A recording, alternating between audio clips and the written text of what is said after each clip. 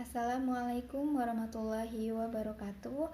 Saya Diva Yuliana Abdillah dari jurusan Hukum Ekonomi Syariah semester 4. Di sini saya akan mereview materi mata kuliah Metode Istinbat Hukum Islam, yaitu mengenai kaidah lugawiyah.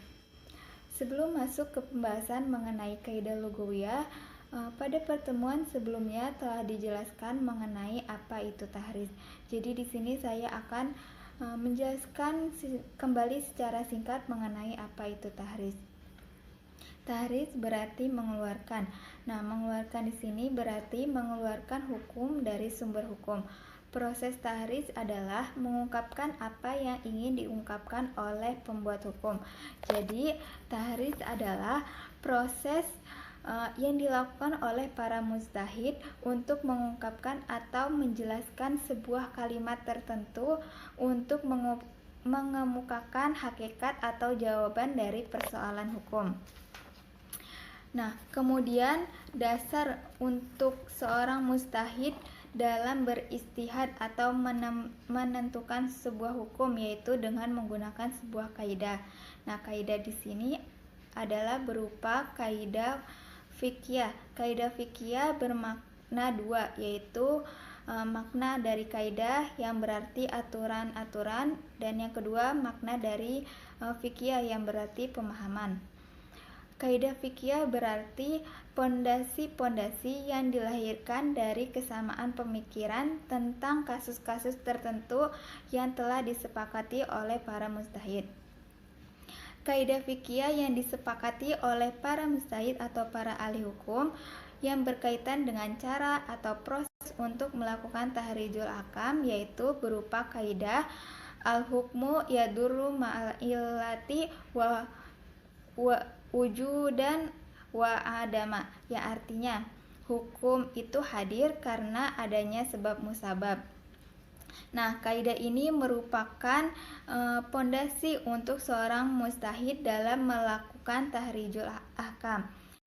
Kemudian untuk mengidentifikasi sebuah hukum yang telah berkembang, para mujtahid menggunakan sebuah metode, yaitu berupa tatbik.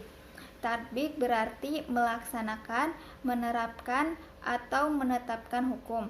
Nah, kaidah dari tatbik ini adalah taghayyurul ahkam bitaghayyuril amkinati wa azminati wa amwali, yang artinya hukum itu berubah karena adanya tempat, waktu, atau personalitinya.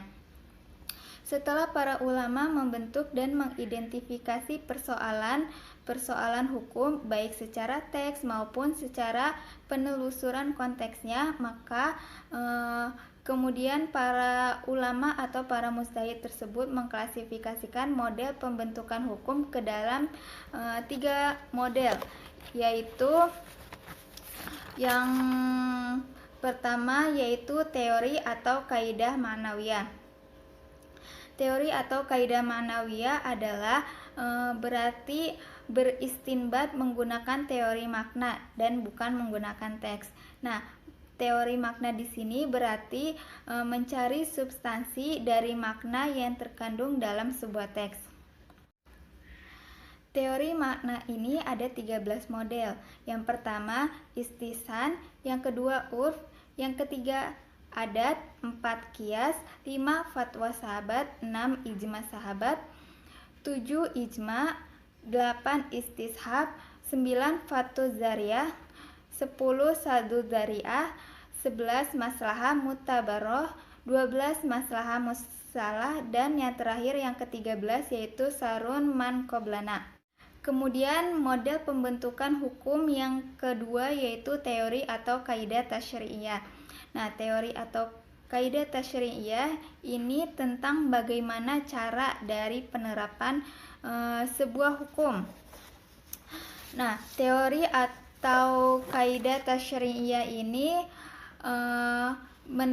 merupakan tentang bagaimana menerapkan sebuah hukum, berarti bagaimana hukum itu diterapkan, bagaimana hukum itu akan diimplementasikan, dan dengan cara apa seseorang berkomitmen pada kaidah itu. Dalam kaidah tasyri'iyah ini ada 3 model atau 3 cara yang dapat dilakukan, yaitu yang pertama menerapkan hukum harus memiliki prinsip bertahap atau tadarruj. Yang kedua menyedikitkan beban atau adamul kharaj, dan yang terakhir adalah tidak memberatkan.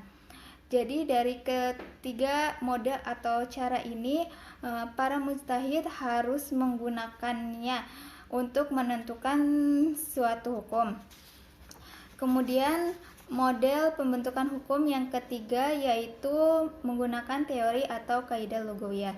Teori atau kaidah lugawiyah ini berarti mendekati atau menjelaskan dari pendekatan secara kebahasaan. Kaidah lugawiyah ini memiliki 2 makna, yaitu yang pertama makna kaidah. Makna kaidah di sini berarti aturan, rumusan atau asas-asas. Dan makna kedua yaitu lugawiyah, yang berarti apa saja yang berkaitan dengan unsur-unsur kebahasaan. Jadi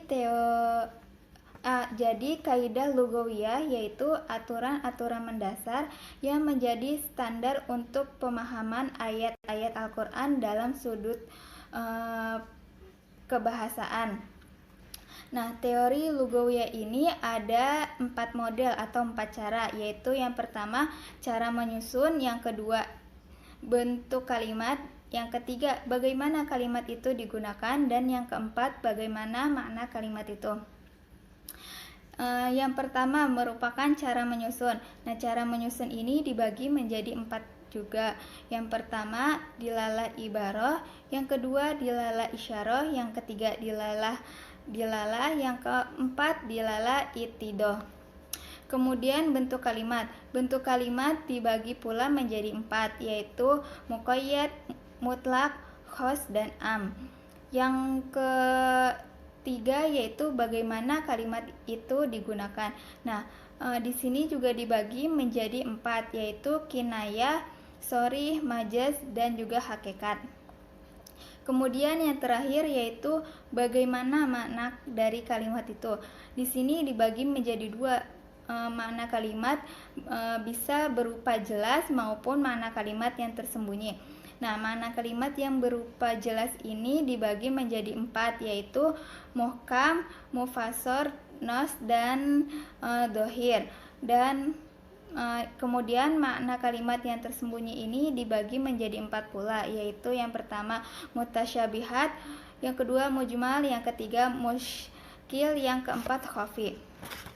Sekian penjelasan dari saya, kurang lebihnya mohon maaf. Wassalamualaikum warahmatullahi wabarakatuh.